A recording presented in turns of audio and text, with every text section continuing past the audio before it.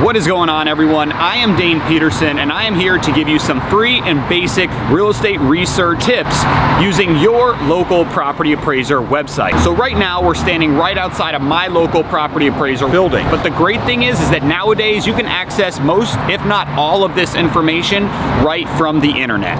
But first things first, what is the property appraiser and what is it that they do? To keep it simple, they're your local authority that assigns and determines values for your property based on improvements and your property's characteristics. Those values are then used to calculate property taxes. As a landlord, rehabber, and realtor, I use these websites daily because of the amount of public information that you can get from them. And that's exactly what I plan to show you. So if you get any value from this video, please smash that like button, hit that subscribe button down below. Now let's jump online and show you exactly how easy this information is to get. All right, everybody, Duval County, Florida is what we're going to be tackling today for our property appraiser information. And Duval County, for most of you, if you're not familiar with it, the city that you will be familiar with is Jacksonville, Florida. They have one of the NFL football teams. It's one of the largest cities in the state of Florida. They have a really large population, but we're going to get in Duval County because I assume there's a few of you out there here in Florida that are in this market and you might be curious on how you're going to come up and find the data and information related to a specific property. And what you're looking at here, this is the Wikipedia page for Duval County. If you've seen any of my previous videos, you will know that this is where I like to start my journey when I am getting familiar with an area. But maybe you're already familiar with Duval County and you can just skip ahead and you can go straight to the actual property appraiser website. But even if you are familiar with your county, you can get some great information off of Wikipedia. I know it's a lot of free information that's put on here, but it is still a great resource. I like to just quickly scan this. If it's an area you're interested in investing in, moving to, working in, I recommend you go through a Wikipedia page and you just read through the history, the demographics, just get to know your area a little bit better. But what I wanted to show you on here, I've already told you that Jacksonville is the biggest of the towns that's part of Duval County. But what you can come down here is you can come down, you can see what the adjacent counties are. I'll show you some of the information I like to look at. I'm really into some of the demographics when I'm interested in properties in a certain area. I like to just get to know the area that way. But you can also get some really good links and information in here. Here's some of the communities that are listed within Duval County. This shows you major highways, you got airports, so you can see quite a lot of information, and then they have the references down below if you're kind of curious where they actually got that information. Down here under external links, you can see we actually have a link to the Duval County Property Appraiser. But if you did not start on Wikipedia, maybe you just started on Google and you said, I'm going to track down this property appraiser website myself. It is as simple as typing in Duval County Property Appraiser or Jacksonville County Property Appraiser, because even if you type in the city name, it's going to get you to the right property appraiser site. But always just double check, because there are states out there that have the same county names in multiple states. I want to say like Madison, that's like a common name that you'll see in multiple states. What we're going to do is we're going to click on that top one, which should be our property appraiser website. And what it's doing is it's bringing us over to jacksonville.gov.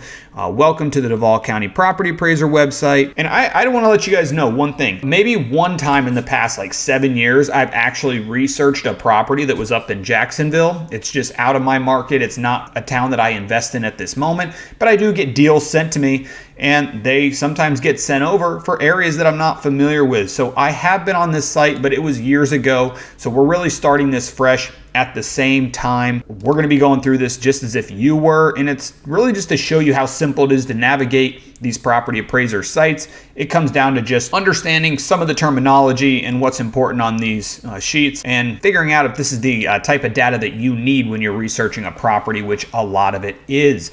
But we have not identified a property yet that we want to search and use as our test subject. So we're gonna have to do that, but let's get to the actual search page first. Hopefully this shows up at a decent size on your screen. I'm just gonna zoom in a little bit on my browser, but usually right towards the top, somewhere in the middle, you should see a hyperlink, and on here you can see it says search. Use both our real estate or our tangible property search as well as forms exemption information. So let's click on this one right here. Click here for a tutorial. We have search results, real estate numbers. For best results, search by the real estate number or property owner info or by property address. Well, that's good because we're probably gonna only have the address that we're using. So you can see we could put in just the owner's name. So maybe you have a family member, maybe you know a person that owns a property and you wanna just search that way. You can do that. Most commonly used method is actually just searching by a property address that I've identified. Sometimes I'll use Zillow to just quickly find an address because we can see what's for sale. I'm gonna use a tool called PropStream, and you don't need to focus too much on what I'm using. The only point of me loading this up is to get in here and get into Jacksonville and just pick a property for us to use as our test subject. But PropStream, check out some of my other videos if you want to see what this tool is all about. It is a great tool for finding properties that could be good opportunities for you on the investment side. This is an investor real estate tool. So what we're gonna do is we are gonna find a property here in Jacksonville. Let's see here. I'm gonna type up here, DUVAL County. And you just saw there's a Texas, a DUVAL County, Texas. So that was my example right there. So let's scroll in here. And again, you don't need to focus too much on what all of this information is, but here we go. We're gonna use this one. We're gonna use 2070 Woodside Street. That is gonna be the property that we use. Just a little sneak peek at all the different information that can show up here when you click on a property within PropStream. A lot of awesome information. A lot of property information, a lot of the same information I'm going to be showing you on the Property Appraiser site. But let me tell you something. When you're on the MLS, when you're on Zillow, when you're on PropStream, you got to take some of this information as a grain of salt because they're data aggregators. What that means is they're taking data that they see from other sources, not necessarily the Property Appraiser site, and that's where they're getting the actual data. Or maybe they're getting this data from a user. The user inputs it, the customer, the consumer. That person is the person that's providing the information for a Zillow listing often. So what you will find is when you go to a Property Appraiser site, you might see actual different bedroom, bathroom, square footage counts than you're seeing on the actual listing that you saw. And when I say the listing, again, I'm talking about if your realtor sends you a MLS listing sheet and you're looking at that and you're like, hey, why do these two not match up? The thing is again, you had somebody submit the information from all these other sites, whereas Property Appraiser is coming directly from the county. Yes, I myself could update the county record by reaching out to the county, but I'm gonna go with what the county says over what somebody else says until I've gotten my eyes on the property. And then you want to make sure the proper permitting and things like that might have been done. All right, so 2070 Woodside Street, Jacksonville. What I'm going to do, I'm just going to copy the first part, the street number and the street name. We're going to hop back over here to our Property Appraiser site. So I'm going to just back that out right there. And I'm not going to fill in the rest of this. I'm not going to do any of that. You can even see that the city says not required. We're going to hit search. And here we go. We got Peachy Pelican Properties is the owner of this one. Here is that RE number. This is what they told you is a good number to search by. This number right here should be the number that's associated with this property on the tax collector website and the Property Appraiser website, and probably what references your property to the county, and also in documents such as the actual deed for the property. It might be listed on there. That's what that is. It's their parcel ID number. I don't know why it's listed as an RE number, but most likely that is your parcel number that's identifying this property. What we can do is we're going to click right into it by clicking on that RE number, and here you go. Here is all the information, the juicy details that we want. Let's try and fill this page up a little bit more. Starting up here at the top, what you can see is Peachy Pelican Properties is the owner. If you need to track down who the actual owner of a business is, you can, in Florida, you can go to sunbiz.org and you could type in the company name into the search, and get a list of the actual registered agents, the managers, the owner, that sort of information.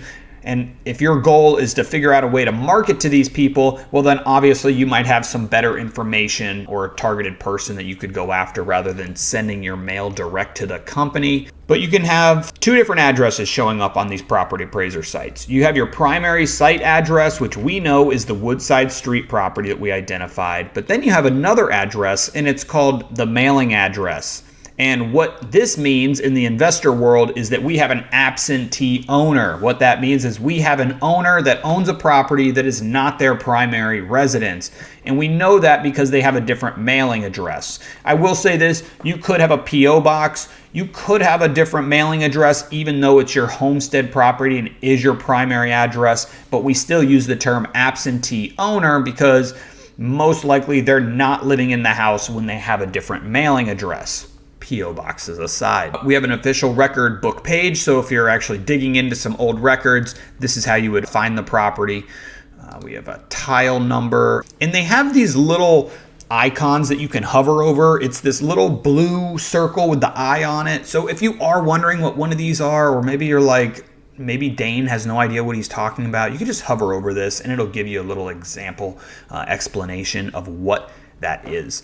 We're going to come down here. You can see we have these little minus signs, so you can pull up a lot of the information and then drop it down as you need it. But you can see these are already all expanded as soon as we get into the actual property. Make it a little bit easier. We're going to bring these all up so you can see what all the different categories are, and then we'll drop into each. So we're going to go back down into the main one, which is the address. You can see here it's telling us the property use. It's a single family house. It gives us the tax district, the parcel ID number, how many buildings there are, the legal description, subdivision. We have the total area, which for this one, total area listed here is actually what our square footage is of the lot. So this is not a large lot.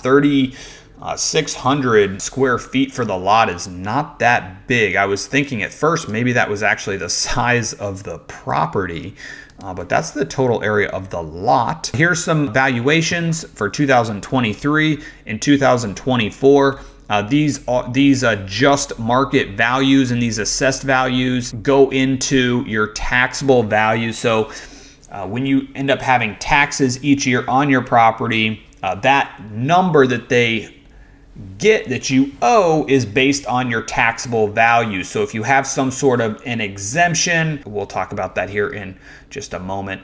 You have a couple other pieces of information here. It says the sale may result in higher property. For more information, Save Our Homes property tax estimator. Okay.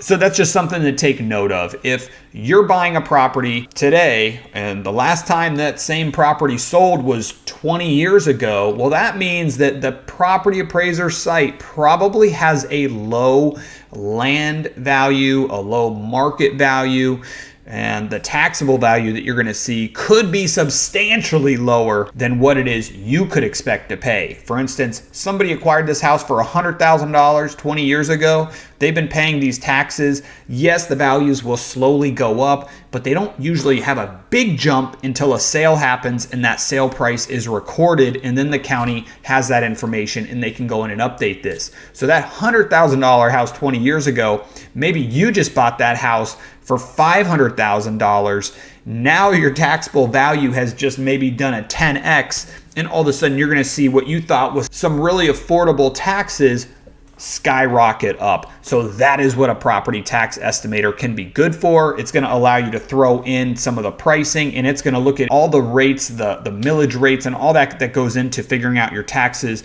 and they'll allow you to quickly get a little snapshot. Another little trick, you could go look at a house that sold, let's just say a year ago, something that sold where we know the property taxes have already been taken care of and updated for the new year. So you could go around your neighborhood and you could maybe look for some recent sales and see what those updated property taxes look like. All right, so we will close, well, not close it, but collapse that one and look at our taxable values and exemptions. This says in progress.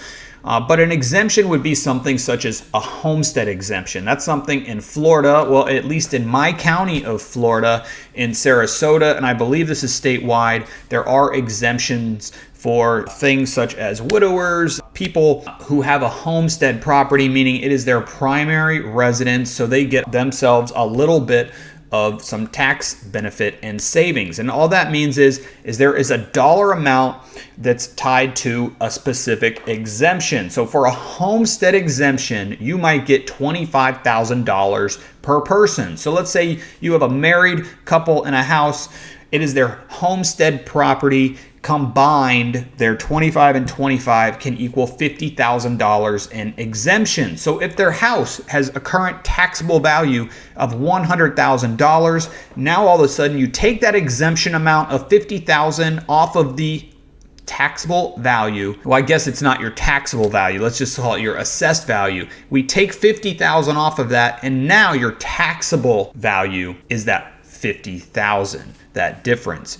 So exemptions can be very powerful. We're going to go now into sales history. I think that's pretty easy to understand. I think the one thing that's important for you to know that's in sales history is you can get copies of the actual deed. So when this property sold, you can pull up a copy of the deed by clicking on that book and page number. You can see up here the actual link is or.duvalclerk.com. So what that means is we're on the clerk of court websites. This is a document that is with the county, and here's a copy of the deed. And since this happened just back in 2021, it's pretty legible and easy to understand. But I mean, this is crazy. I mean, this is the type of data you can get on Property Appraiser site. You can go get signatures and see the notary that actually approved and was the witness to this deed back in 2021. Let's get back over to the Property Appraiser. You can also see the type of deed that was given for the sale, and you can see the sales history. The amount of data you're going to get is going to depend on your county and how far back their records go. Sometimes some of these sites kind of stop around the 90s or 80s, and you can't really get any of that information without going into the actual courthouse. Extra features. So extra features would be anything additional on this property. Usually there are things for extra features that are going to be around the house. They're not usually things that are inside of your house. So not like a bedroom addition is not an extra feature. Extra features are going to be things like what you're seeing here: carport, pools, fencing, sheds. That's another thing that comes to my mind, like storage. A lot of times the county will have you pull permits to put some of these type of items in. And when that happens, they're going to end up getting listed under extra features. So if you go to a house, you see it's got a pool, it's not listed under extra features, you might scratch your head at that and make sure that that pool actually was permitted and put in the right way. Land and legal. One other note, going back to what I just said about if you had a pool at your property and it was not listed as an extra feature, there's a plus and a minus to things not being on the Property Appraiser site that should be. And what that reason is it keeps your property taxes low. Let's say, for instance, your property is really a 3-bedroom house with 2 bathrooms, but Property Appraiser thinks your house is a 2-bedroom, 1-bathroom house. Well, the way that these numbers get calculated to come up with what your assessed value, they go off of a lot of the data on that Property Appraiser sheet unless they've had some sort of updated record. So the reason I mention that is if your living square footage is listed as 1,000 on the Property Appraiser site, but in reality it's 1,500, but it hasn't been reported, well, you're really only paying taxes on the amount that is known. Except now, what's the negative to that? Well, when you're selling your property, a property appraiser who comes out is going to look at the Property Appraiser website, and they might not give you the proper value or proper valuation for an item that should be on the Property Appraiser site or isn't. That's not always the case. A property appraiser might give you the value just because they're sitting there, they're at the property, they see it's there, and it can't be taken away, for instance, a pool. So they might still be giving you that value even though it doesn't show up here. I just wanted to give you a little extra bit of knowledge. They can't tax you on what they don't know you have. And that's not financial advice, that's just the facts. Extra features, we've gone over that. Land and legal. What this one is doing is just talking about the actual piece of land that this property sits on. It's got the frontage, so we got 41 feet in the front. We got 90 feet in the back. We multiply those two numbers together, we get our square footage, folks. And as we already know, that number should be 41 times 90 is 3690. We saw up here, we're at 3662. So I'm sure the dimensions are just slightly rounded. Front footage for the land type. I don't know what that is. Units in which property is measured. Front footage. Okay, that's just the term they're using. Here is our legal description. Takes up 3 lines, and that's what it is. So that would be referenced on a contract most likely, just to have that alongside the address to make it that much more official and know you're talking about the correct property. Right here we have codes for the land and legal. So a lot of times counties will have codes associated with the type of land. So 0101 might mean, you know, single family residential, and 0102 might be residential multifamily. That's how that works. A zoning assessment, same thing. This is a code that references the type of property it is. And a lot of times you can get these codes, you can click into certain areas on the property appraiser site and it'll actually show you what some of these acronyms are. Sometimes they don't, but as you can see here, here is a phone number you could call, and I'm sure they would be able to give you that list if it's not something available to us right here. Minimize land and legal. We have building already expanded out. So for building, we know it was one building that was already mentioned above. That's the address. Here's the building type. SFR would be single family residential, 1 story, built in 54. There's the building value. And over here, this is going to start giving us some details about the property. It's going to start letting us know what the construction type is. And a lot of this is really good information because sometimes you're just looking at a picture and you can't tell. You can't tell if that stucco material on the outside of a house is actually on top of a block wall, or maybe it's over some framing. You just don't know. So this is telling us right here that we have frame stucco. It's giving us our roof type. Well, this just says gable or hip. Roofing cover, asphalt, shingle, drywall inside, flooring inside, pine softwood. That's cool. You don't always see that on the interior flooring. So 1954 house might have some original wood flooring. That's kind of neat. Electric for the heating type, forced duct package unit, bedroom, stories, bathroom. So here we're getting our bedroom and bathroom count. This is a 3-bedroom, 1-bath, 1-story home. We know it's going to be a small house because our lot is only 3,600 square feet. So you can see here for our heated area, this is going to be the living area. Gross would be what's under roof. Heated is going to be the area under roof that's actually heated or cooled. Heating and cooled. I guess most of us have both of those these days, right? So you can see right here, we have 800 total living square feet. And there's 1080 under roof. So this property takes up 1/3 of the actual lot. Let's see. And then you have effective area, adjusted area using the calculation of building value, accounting for sub areas such as garages, porches, etc. So right here, addition, base area. Base usually means your main like living area of the house. Addition could be like an enclosed laundry room, carport. Things like that could be listed under additions, and that's what's giving us some of this extra square footage. I don't like the way they have their bedroom bath set up under the building like that. It is what it is. And then we have our little sketch right over here. So BAS stands for that base. So this is that 700 square feet. If you did all the math on this, that's what you should come up with.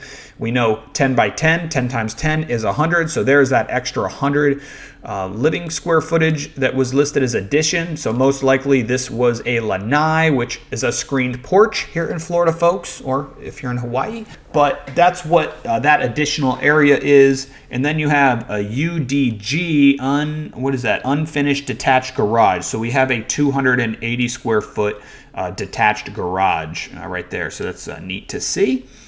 All right, so that's what we got under building. Oh, one other thing I'll say under building. Since we have this PropStream tool open, I want to compare this with Property Appraiser. So this says 3-bedroom, 1-bathroom. So we know that that's accurate for our living square footage. You can see right up here. So in the top left on PropStream, it really gives you a lot of the good information we want.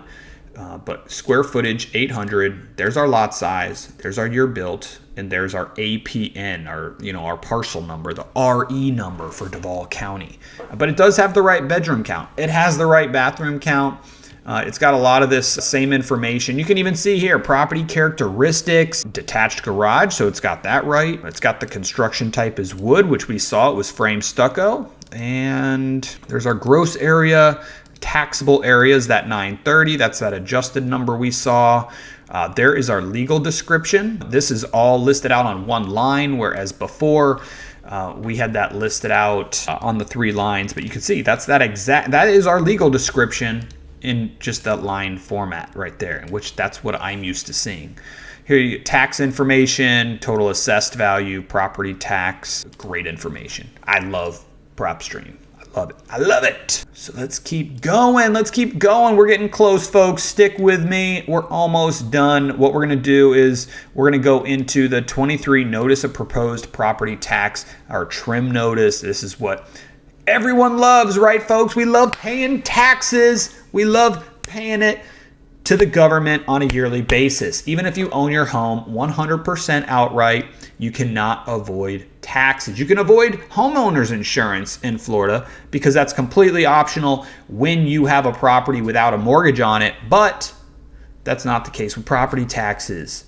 They will follow you to your death. Here we go. So here are all the different departments within the jurisdiction. I don't even know if I'm saying these things right, but here are all the different departments that are going to go towards your actual tax bill. So we have our taxable value, and then they have this millage rate, the proposed amount you can see, and then they do some math where they're going to multiply your taxable value times the millage rate, and then that gives you these numbers right here. Usually the property appraiser will send out a notice months ahead of time to let you know, here is what the proposed taxes will be, which is what you see right here.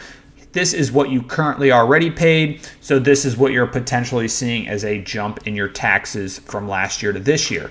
And I mean, look at that. I mean, right here, this is about $150 increase in their taxes from one year to the next. So they had pretty low taxes. So $150, you're talking, what is that? Like a 20%, that's like a 20% jump in these property taxes on this property year over year. That's pretty crazy because $772 is actually not that high of a bill to think of a property back from 1954, and it's currently sitting at that sort of property tax. But anyways, this is not a rant platform. This is an information platform. So let's keep the info coming. Property record card. So this is pretty neat. This one, you don't always see it this way, but for their property appraiser site, what they're showing us is previous year's property record cards. The reason that could be good is you could go back, you could see if this property's had any structural changes, if it's had any bedroom bathroom count changes, anything like that major done in the past, looks like 10 years. Let's see if we can open one of these up. All right, so I'm gonna open up this report that we just downloaded. And what year did I click? I think I clicked 2015. So let's see here. So we are looking at about 2023. It's where a lot of the data is, even though it's 2024. It is February 24 right now, folks. So this sheet right here, this property record card, and what I clicked on, the reason I like this card, if you're just trying to quickly, let's say you're putting together a report, maybe a listing report, maybe you're a real estate agent, you want to put a listing report together to pitch to your client. Maybe you have a buyer that just wants to get a different amount of data sent over to them, a report. I love obtaining property record cards. For me, I'm making a lot of offers on properties, and when I put my little small package together of just the basic information, this sheet right here, folks, is always part of that package. If I have one piece of paper, if I have one piece of information that I want to take with me on appointments or just have with me to reference a property, it is this page that you're looking at right here. Basically, it's this entire page condensed into a single page or two. But property record cards, folks, are awesome to have. It's a nice sheet with a lot of information, and it's a good thing that you can have with you just to verify things when you're actually out there looking at a property. So that's what our property record card is. That's just the nice one-pager resource. And then you got more information. So right here you have a contact us, you have the parcel tax record, GIS map. We are gonna click into that one, map this property on Google Maps. That's pretty neat. And then city fees record. But right here, parcel tax record. I'm going to click on this. It should take us to the tax collector website, which it does seem to be doing. And it should take us to the page that has our actual invoice, our bill, whatever you want to call it, estimate. You can see here it's listing out what the previous payments were. So check this out.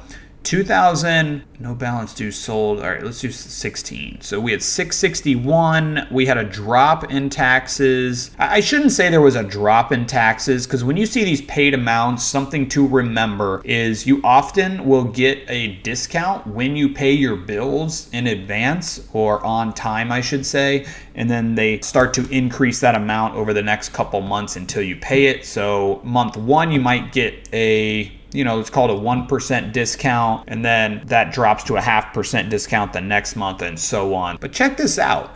Over the course of about 5 years, the taxes stayed around the same. And we just saw that there was an increase of about 20%. Whereas before there was like hardly ever any increases. Obviously, taxes go towards improving the roads, the schools, your county, city, whatever it is.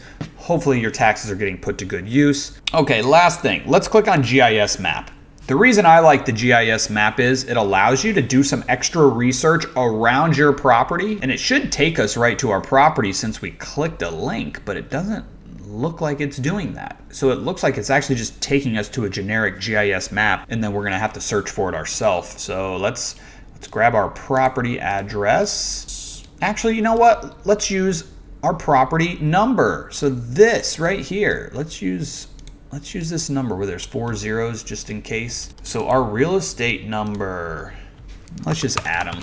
Hit search, and there we go. Here's our property, 2070 Woodside Street. I'm gonna zoom out so you can see what's happening here. It's plotting us on the map. It's got our parcel number right there. And as we zoom in, we can see our property. Over on the left-hand side, you can see it's got a whole bunch of information. One thing I immediately see that I like seeing on here is this Flood Zone X. And it's got a hyperlink too that you can click on. Might take us, yep, it took us over here to the FEMA flood zone site where you could do some extra research on that. I'm gonna close that out. Over here, evacuation zone none. It's probably a good thing. You don't wanna have to evacuate.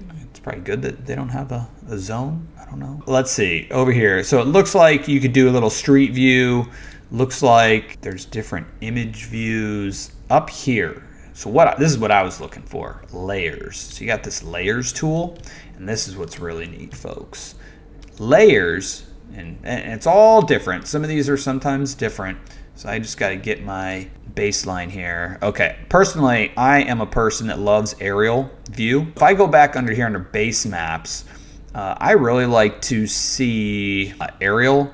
And what I'm noticing here, which I really like, is see how many different options there are? Well, check this out. DUVAL Aerial 2004. And this is why the quality is not that amazing, and they get better as they update over the years. But this is giving us an aerial view of this area from that year. So let's say you're curious, was this shed on this property back then? Well, here we go. We can go back 20 years and see. Now if I click on this, look how pretty and crisp this aerial got as we went to 2024. But look at this, like this tree right here, like that is over the course of 20 years. This thing just started covering the street, right? Like let's go what, 10 years back, 2013. Here's that tree. It started to encroach on the road. And now let's go back another 10 years to this 4, and look at that. Well, maybe because it's so blurry you don't see it, but you can actually see some of the grass of this yard. And then you watch what's happened over time. Let's see, was this lot ever filled in, this 0 lot? I didn't even pay attention to that. Let's go to 2023, and nope, there's still no house there, but maybe this house bought it and now they expanded their driveway. But anyways, the only point of all that, because I'm rambling at this point, is to show you actually kind of have historic imagery of what these streets look like. I'm not sure if their GIS map does it. A lot of them will, but another neat tool is I can click on a random property and it works.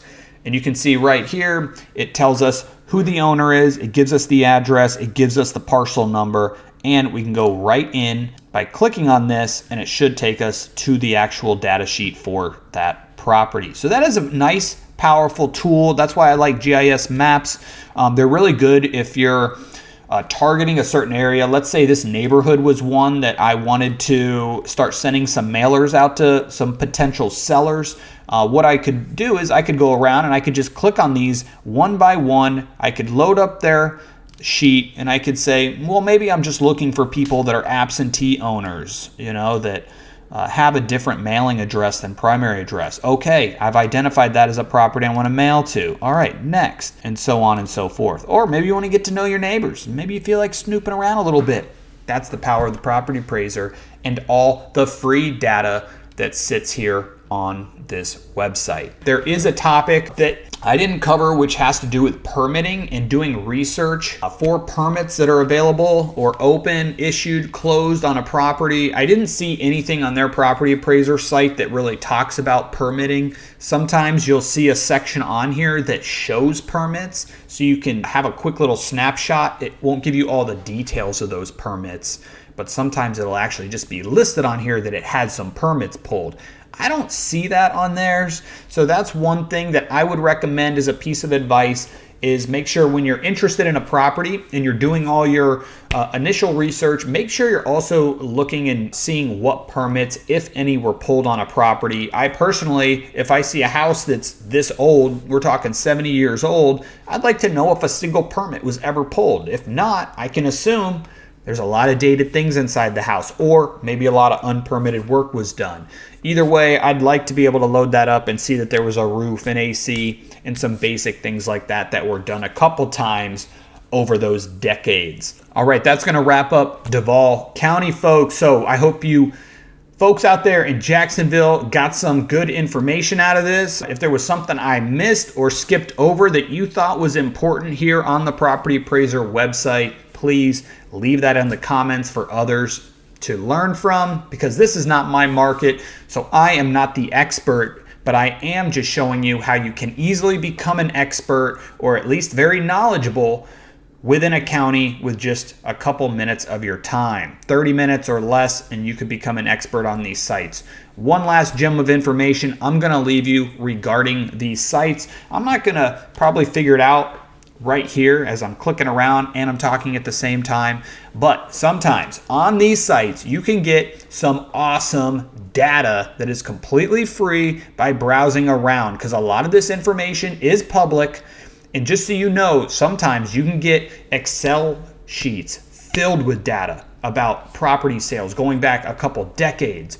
You can get all this data that you're looking for on a single spreadsheet or database, and the property appraiser sometimes has these for free for you to go in and download, and then you just have all of this information right at your fingertips. If you browse around on their website, I'm sure you're going to see there's a lot of other information on here that we did not cover, but I did get you the most important thing, and that's how you research a property. So if you enjoyed that, please smash the like button, hit that subscribe button. I'm all about providing some free information and education to other fellow investors and like-minded folks out there in this space. So again, smash that like button. I hope you got something out of this, and check out, you know, those videos over in the corner, sides, areas if you want to get any information such as info on that PropStream product I was just showing you. So thanks for watching, folks. Till next time, happy house hunting.